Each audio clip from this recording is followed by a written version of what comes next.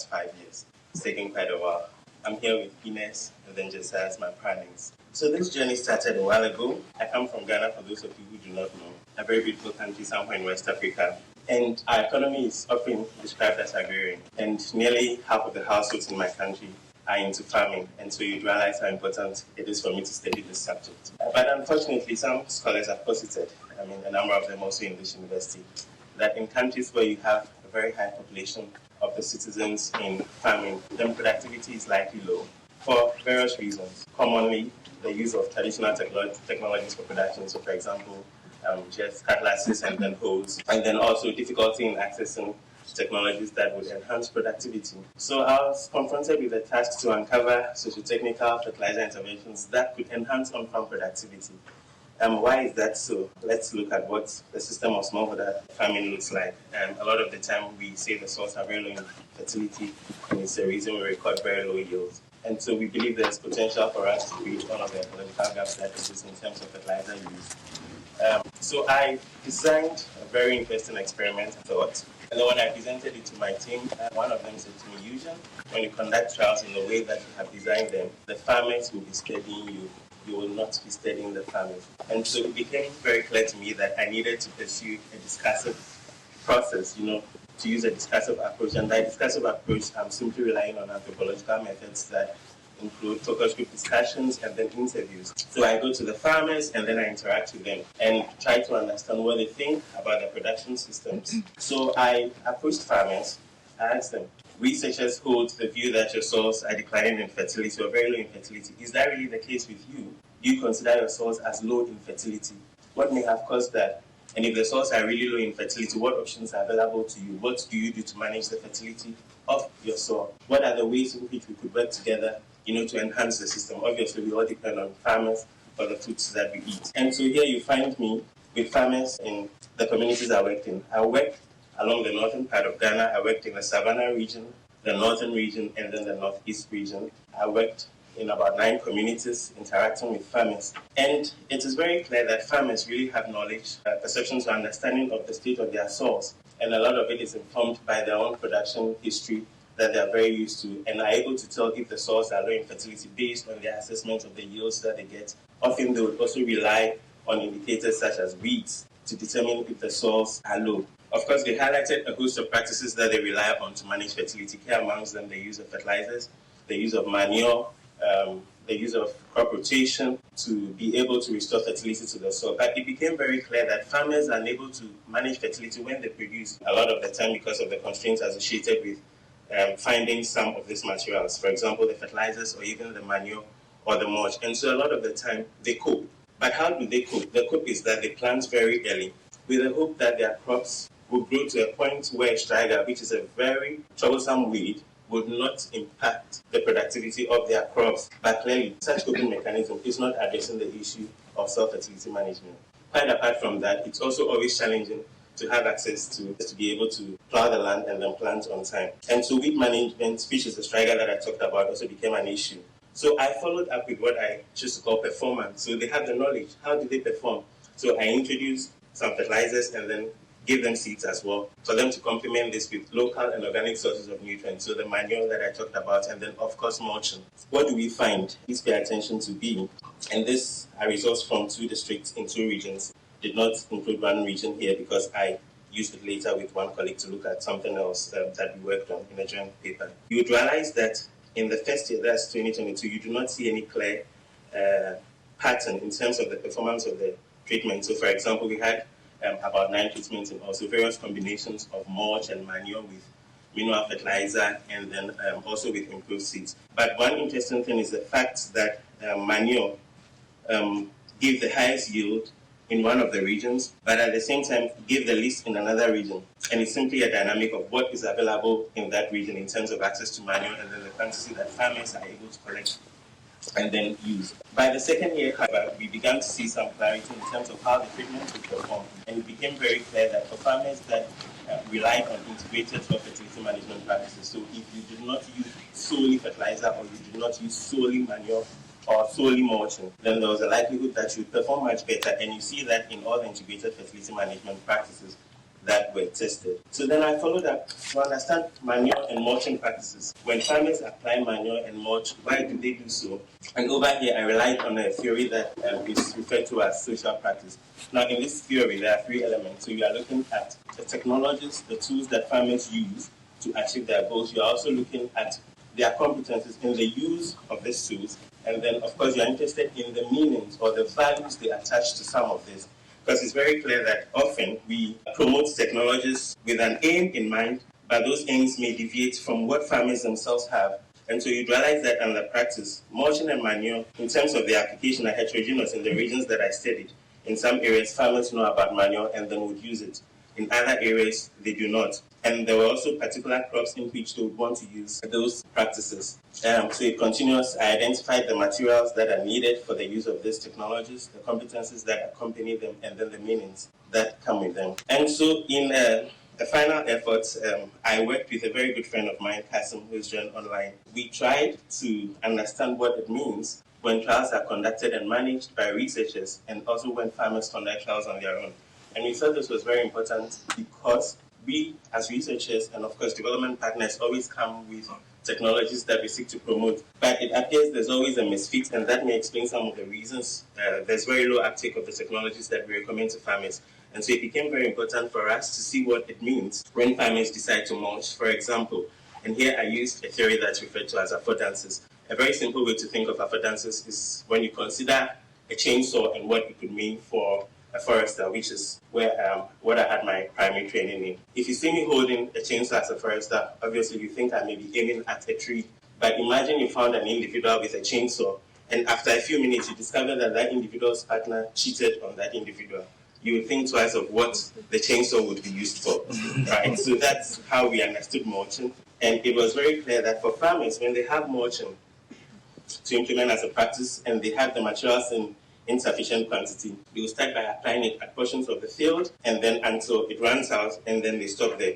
But my colleague researcher believes that a more effective use of the mulch would be to spread it all around. I mean, this was highly debatable. We had very good conversation and discussion. Sometimes we disagreed and we didn't even speak for 3 days or more. Yeah, but of course, that's the beauty of learning and then knowledge. But it became very clear that researchers definitely think in very different ways. Some of the arguments I presented in my general discussion was the fact that researchers tend to be privileged in terms of the resources that they have to produce the goals that they come by. And if we really were to pay attention to their production systems, vis-a-vis all the investments they make, would realize that, I mean, to a large extent, it's net loss. There's no way farmers can take up some of those practices. And so the implications and some recommendations that came from my study, the fact that fertilizer remains very important in smallholder production system. Up to about 70% of farmers in the country would almost always want to use fertilizers. But then it's very expensive, so the cost prohibitive to use. And a lot of it is from the fact that the fertilizers are not very close to them.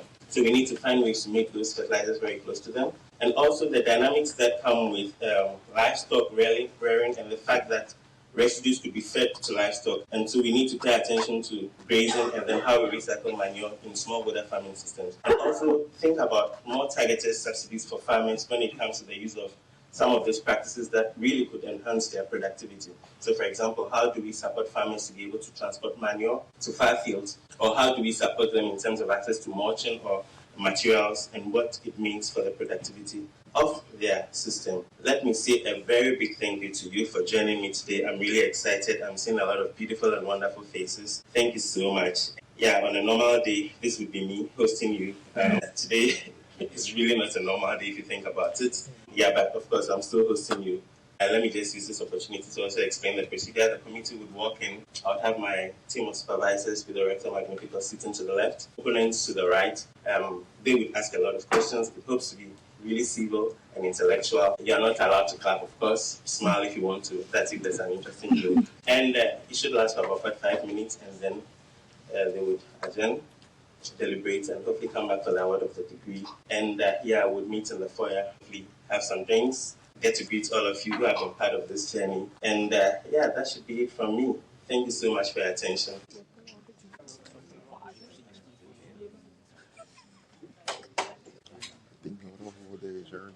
So usually the honor for the masters is there because of the size and it's very large. Please be seated. Thank you. I hereby open the ceremony convened by the Academic Board of Wageningen University, in which Eugene de la Setsovia is offered the opportunity of defending a thesis with propositions entitled Socio-Technical Fertilizer Interventions to Enhance On-Farm Productivity. The defense will take place before a committee appointed by the Academic Board as a prerequisite for conferring the degree of doctor. Good afternoon. I would like to welcome you all to this PhD ceremony at Wageningen University. My name is Bert Holslag. I'm an emeritus professor of meteorology, but today I represent the Rector Magnificus and the Academic Board as the chair of this committee. Special welcome to the candidate as well as the paronyms and the opponents, which have the important duty to interact with the candidate about his thesis. The first opponent is Professor Kuiper. He's a professor at the Soil Biology Group with Wageningen University. Thank you, Mr. Rector. Respected candidates, I would like to start with congratulating you with the completion of your thesis. It's a very interesting thesis, and it's quite at the heart of some of the things that interest me most, not only the soils and its fertility, but especially the way in which we humans engage with it in not only in natural science, but also a social science context. And so I'm glad to have the opportunity to have a discussion with you on some of these issues. But before doing that, I would like to start my examination with one of your propositions. And I therefore ask you to ask one of your paronyms to read proposition number 1. Sustainable soil fertility management is beyond the capacity of smallholder farmers. Thank you. What interests me in this proposition is not so much whether it is or is not empirically correct, but the issue that I think is most relevant is what the consequence of this proposition is if it were correct. Are African farmers doomed? Sustainable soil fertility management is beyond their capacity. Highly esteemed opponent, thank you very much for making time to read my thesis and for your kind words on the content. The doom may not be obvious now. Clearly, a lot of work is being done in terms of ways in which we could enhance their productivity, which is what my thesis is about. However, within the current production system, it's very clear to me that a lot more needs to be done than we are doing. Clearly, the capacity to be able to manage soil sustainably requires that farmers are equipped with the knowledge that they need and also have access to the tools and technologies that they need. But within the current production system, smallholder farmers remain resource constrained. Many of them live in communities that are underserved in terms of access to the key production factors that are needed. So, for example, their inputs and tractors, even for plowing their fields. And so that is a challenge that confronts them. And unfortunately, it appears some of these are missing in the kinds of interventions that are designed. And so if you consider the production system that farmers have to deal with now, soil fertility management in a very sustainable manner is beyond their capacity. However, the doom is not obvious now, but if steps are not taken, it may be sooner than we expect. So beyond just not means something out of the horizon, but something they have not yet reached. Absolutely. And so it poses a challenge for us to help the farmers move closer to that horizon of sustainable management. That's an optimistic way. And in your question, your answer, you already alluded to the second question that I would like to pose, and that is about the mismatch between what scientists do and what they demonstrate is technically beneficial under the conditions that they create, and what is, from a practical perspective, relevant for farmers. And I think that's an extremely important question, also because it challenges us as scientists to reflect on what we're doing and how we're doing it. But at the same time, I read that your study was done in the Ferrari program, which is a program where you write yourself. It's intended to develop the fertilizer value chain in Ghana. But is that farmers' priority? How do you know that that is the farmers' priority they're seeking for, rather than the kind of interventions that scientists seek to do? That's a very good question, and I had the privilege to set the stage for what my work should be about, and that informed some of the approaches that I deployed. So, for example, in the chapter on knowledge, I was more interested in understanding farmers' perspectives and their knowledge, and also to find out what really they would require from us. And that's how come later on in chapter 5, I worked with another colleague who focused on trials that were managed by a researcher, and then we tried to make an assessment or a comparison when farmers themselves manage their trials. So I made an argument in the general discussion that drew attention to some of these challenges that confront how interventions are designed, but also how research institutions or development programs, because of the discursive power that they tend to have, they always set the agenda. I made a lot of efforts to ensure that my research was very close to the heart of farmers and to be able to elevate their voice and to ensure that when we have a conversation, of course, that comes into the fore. And so it may be possible that the design of this program may not have so much paid attention to what farmers themselves would want, but I'm certain that by the approaches that I adopted, I was able to bring what farmers would need to the fore. And I hope that will set the stage for future conversations and how we design interventions. Well, in your response, you said that you try to ensure that your approach was at the heart of the farmers. If I would like to move to page 23, to the questionnaire that you had, and you start your questionnaire with saying, do you recognize your soil as depleted in nutrients? Well, if I ask students whether they recognize something or not, if they say no, they seem stupid. So it's almost inevitable that they say yes. So is that a biased question, or is it an unbiased approach to your research? Interestingly, we did not have unanimous views on what the recognition of the fertility status of the soils were. I mean, there were farmers who agreed that their soils indeed had declined in fertility, but there were some who also thought otherwise and have very good explanations. For example, some thought some farmers just simply bit more than they could chew by deciding to plant on a number of fields when they did not have the resources to match that. And so I do not see any confusion at all in this question, and I do not think it was a leading question that thought to get farmers to agree with me at all. It was very free in terms of the way the discussions were handled, and there were farmers who agreed, and there were those who disagreed. Well, I'm not a social scientist, so I'm not an expert in how to set up a questionnaire, but I still maintain that feeling that it is not completely neutral as a question.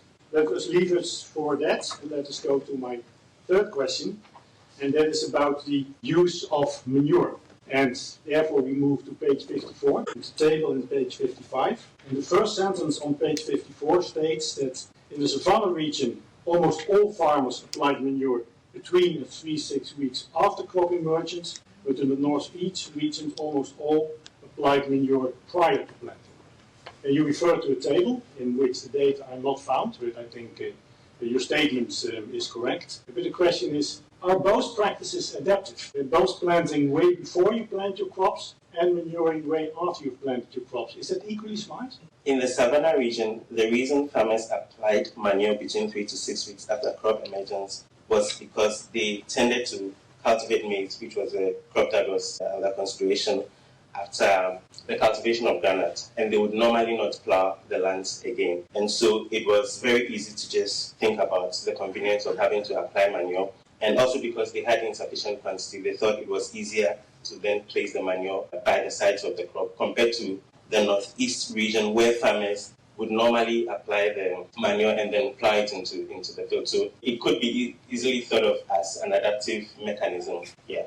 But if you have seen those practices, and farmers have seen the practice in the other region as well, and if they would ask you, do you think the other practice is better? What would your response then be? It's a question of what really is available to the farmers and what works for them. I think that's all part of recognizing how their production system works in favor of the kind of systems that they have built for themselves. Of course, there's always opportunity for farmers to learn from each other. They self-experiment, and if it works, then that works very well for them. But based on what their reasons are for why they choose to apply manure after, then of course then there needs to be a rethink of how the system should be. If farmers choose to cultivate groundnut and then later use the same field for maize, is it practicable to spend more money to plow the land that is already in a form that you could just go ahead and then plant? So I think that's what brought about this. So it's not overestimating the adaptive value of each and every local practice. Not necessarily, but also it draws attention to the fact that the systems are heterogeneous, and sometimes we need to pay attention to that heterogeneity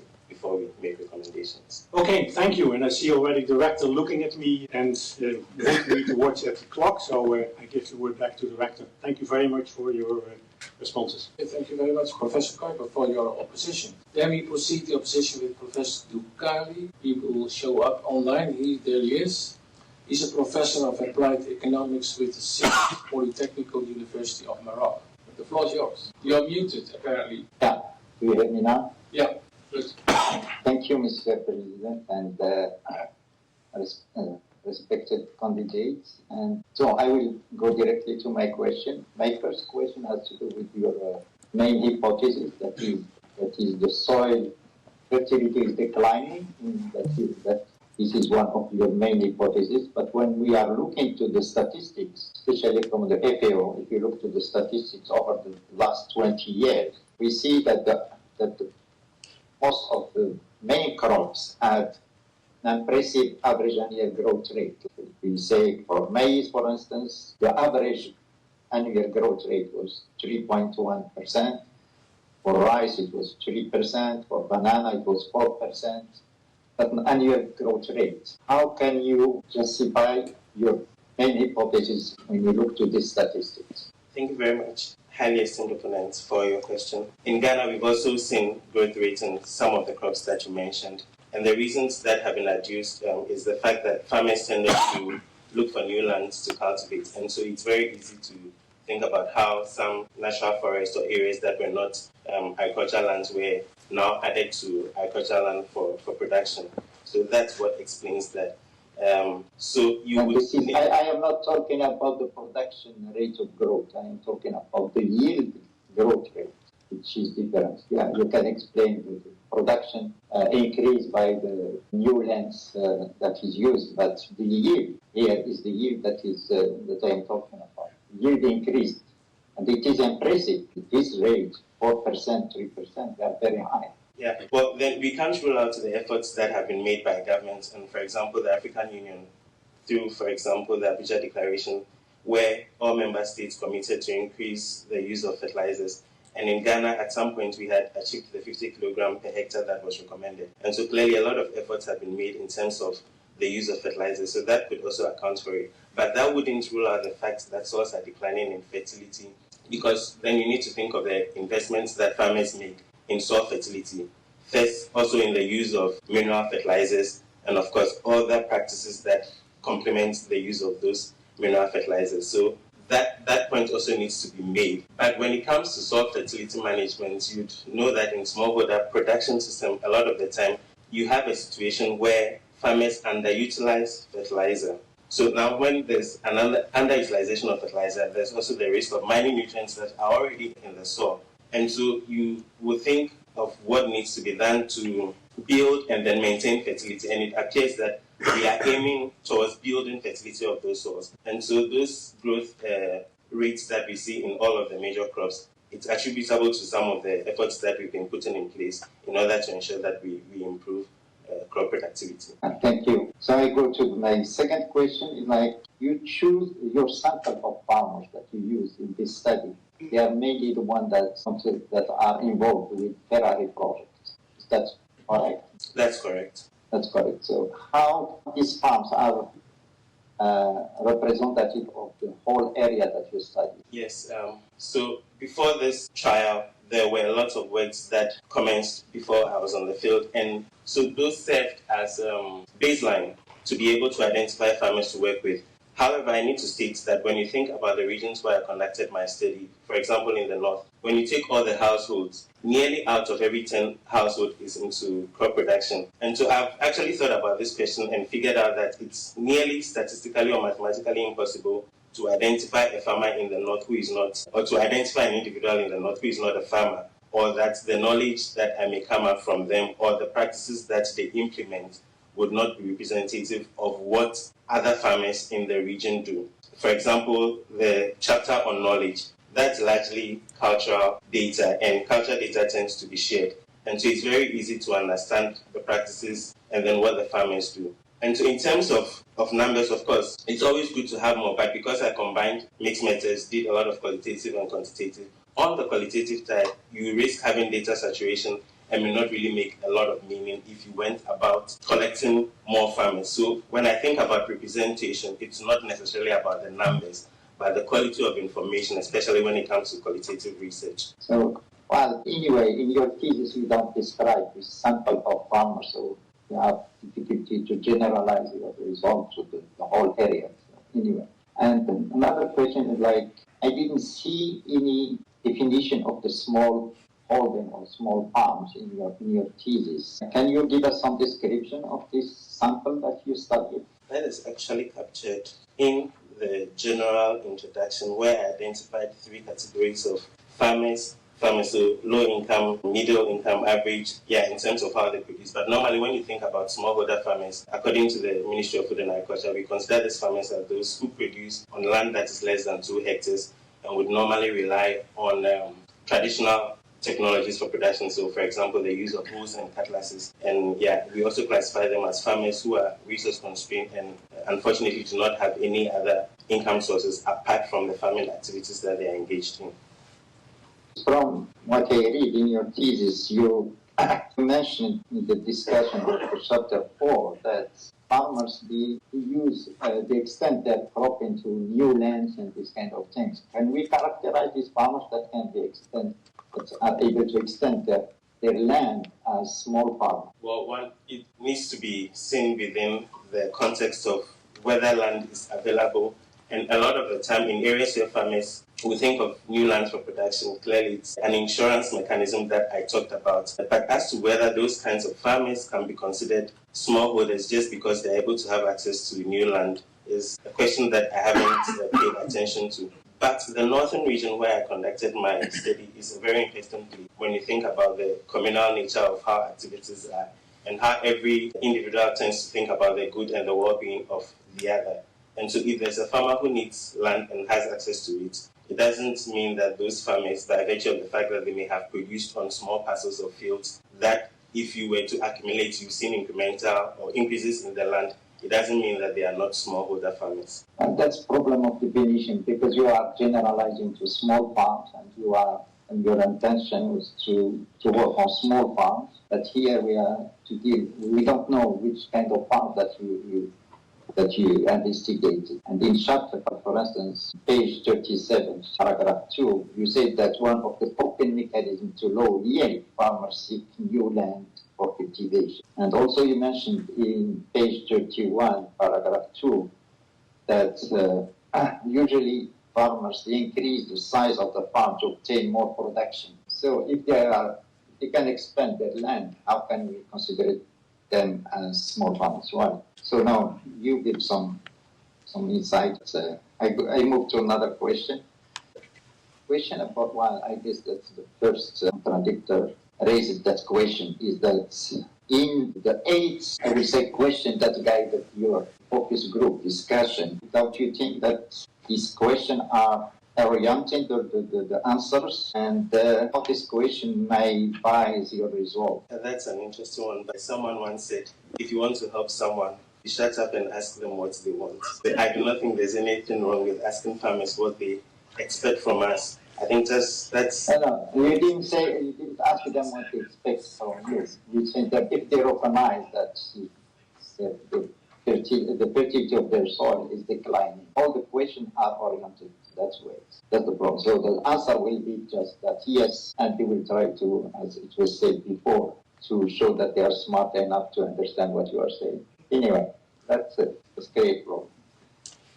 In the second chapter, the 2 main questions that you raised, you said that are at the base of that chapter is that you said the second question was how have smallholders practices evolved in response to market, government policy, and other technical, institutional, sociocultural, and economics variables. That was one of the 2 main questions that you advanced at the beginning of the chapter. How did you answer this question? I didn't see any answer to that question, although it was the main question that you raised at the beginning of the chapter. Yeah. I didn't see any institutional, I didn't see any economics, any market, any technical. I didn't see all government policies and anything in the discussion with the focus group. In that chapter, I made reference to a situation in one of the regions and in districts and communities where farmers about 2 decades ago were introduced to some input financing mechanisms by a bank. But then they turned down the offer that came from those banks because then they were of the opinion or they had the knowledge that their soils were in a state where they did not need to apply fertilizer. So that's an example of what it means if there is a change in system towards a certain kind of support that makes resources available to farmers, but then they decline the offer. But it also became very clear that as the years went by and they realized that they could not get the yield that they used to get from their fields, then they began to look for options, and part of it is when they now try to organize themselves to find access to fertilizers, for example. Also, But the problem, these things, they are not mentioned in your chapter, in that second chapter, that the problem that we're raising. Like, all the questions that you asked were oriented for the first question, not for the second. So let's move to, given the time constraint, let's move to, Professor, I still have two other Professor questions. Dokali, in fact, time is running fast. So I guess we have to proceed to the next opponent. Okay. Yeah, thank you very much for your You're welcome. opposition. Then the third opponent is Professor Eugene. He's a professor of agronomy with the University of Ghana in Accra. Okay.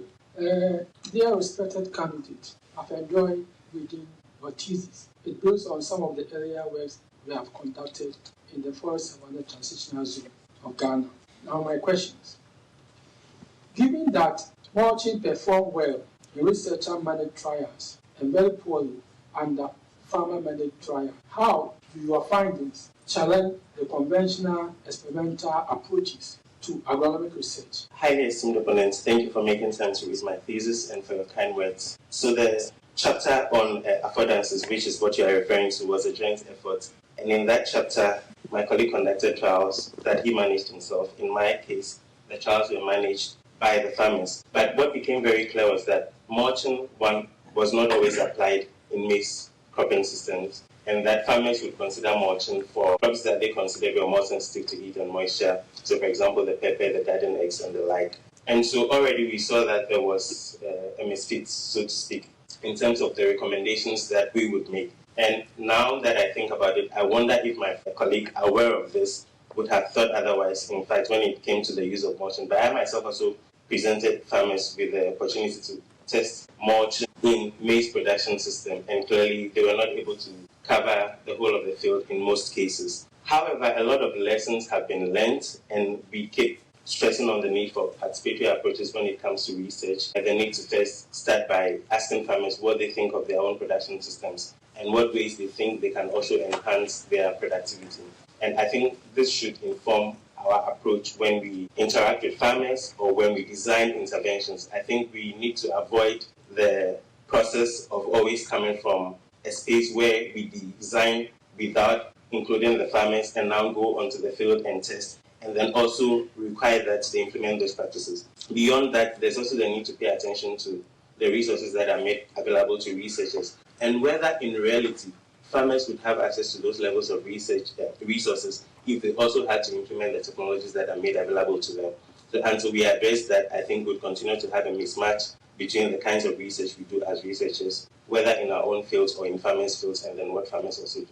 Thank you. My second question is that your findings suggest that competition for organic residues between soil cover and livestock feeding constrains mulching adoption. How does this trade-off shape soil fertility management and mixed crop livestock systems? And how should this affect integrated soil fertility management strategies? Thank you very much for that question. This was not apparent only in my trials, but also, of course, in the trials of my colleague in the chapter that we presented, chapter 5, affordances. And so even an unintended consequence was the fact that the price of mulching for him increased by the second year because farmers have then ascribed higher values to it. But in smallholder production systems where we see livestock feature a lot, there's always that tension between feeding your residue to your livestock or reserving it as mulch for moisture conservation purposes. In the Savannah region, it was different because they had access to huge lands where they could very easily cut grasses and then just spread them on their lands. But in other areas where they do not have those lands or areas that grow with a lot of herbs or shrubs where they could cut, then that really becomes a problem. And that's why I made the case for the need to reconsider how we can properly integrate livestock rearing into smallholder production systems, especially when we think about crop production, because it was very clear to me that hardly do farmers produce to feed livestock.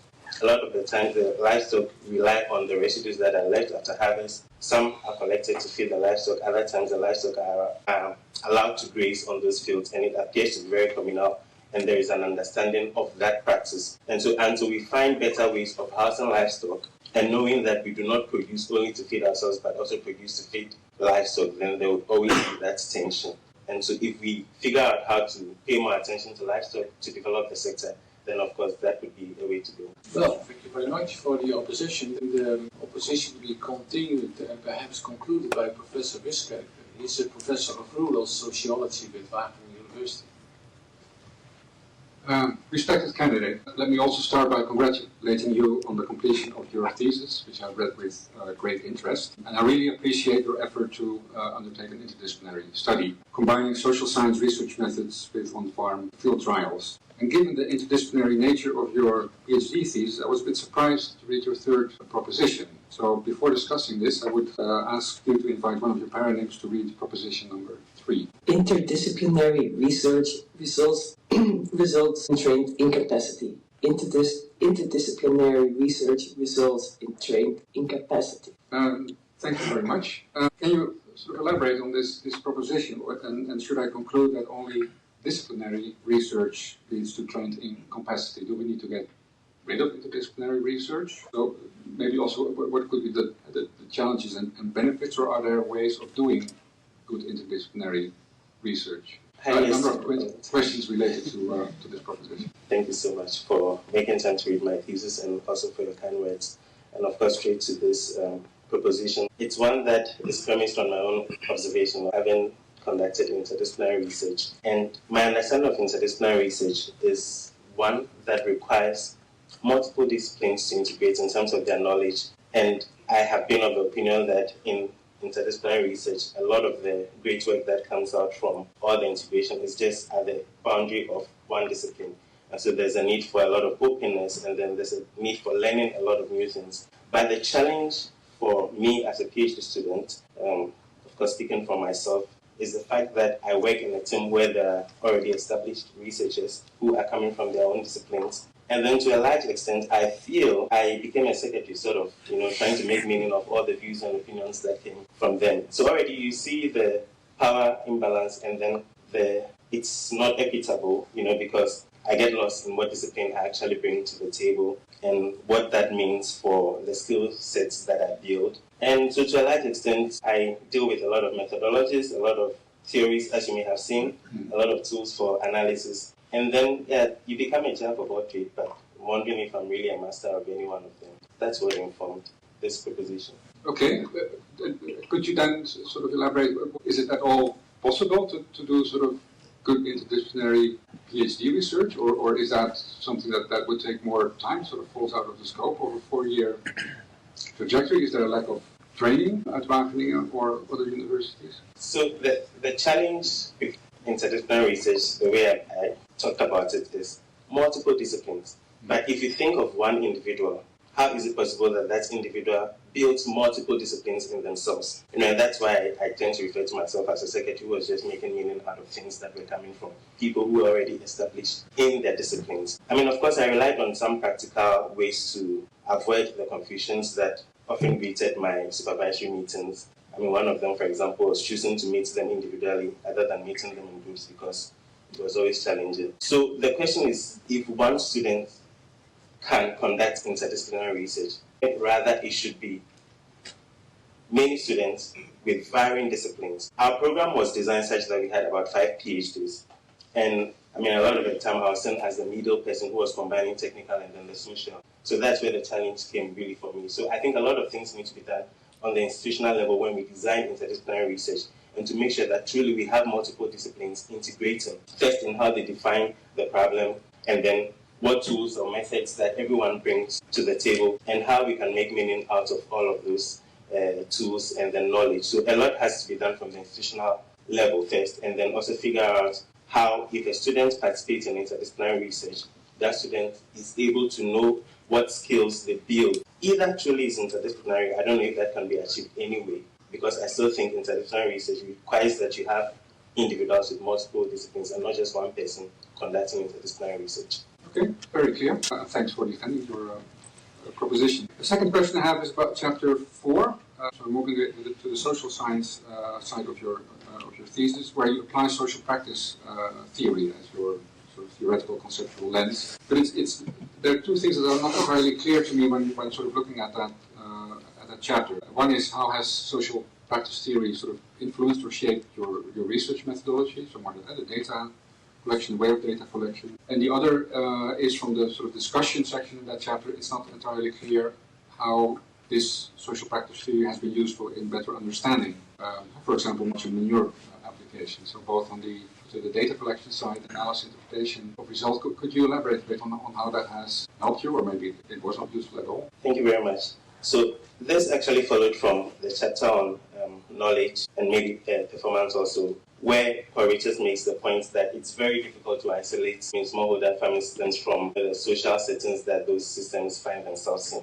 You know, farmers have social obligations, and a lot of the time these social obligations impact the timelines of the activities that they perform. And so the social practice theory enabled me to recognize that smallholder farming systems are socially embedded, and by virtue of one of the elements, which is on competences. And competences, when you think about how you perform practices, then of course you are interested in paying attention to the timeline and then the efficiency of your practices. And so it was very clear to me that it was a good theory that could help me understand the practices, because this followed the trials that were conducted when I made observations that farmers were unable to apply much, of course, up to the recommended rate, or even use manure up to the rate that was recommended. So why is that the case? Then you follow up social practice. This is how we do it. So that explains the performance. Yeah, that's what understanding it brought to the work that. Okay, thank you. Then let me go to a third question, and going back to chapter 2 on the focus group discussions that you did in 8 different communities. Could you say what do you consider to be the pros and cons of focus groups compared to, for example, individual interviews? Because you could say one of the downsides of focus groups is that maybe not everyone is as talkative. There may be people taking the lead in the discussion, sort of setting the tone of the conversation, while that is usually less of the case, for example, in one-on-one interviews.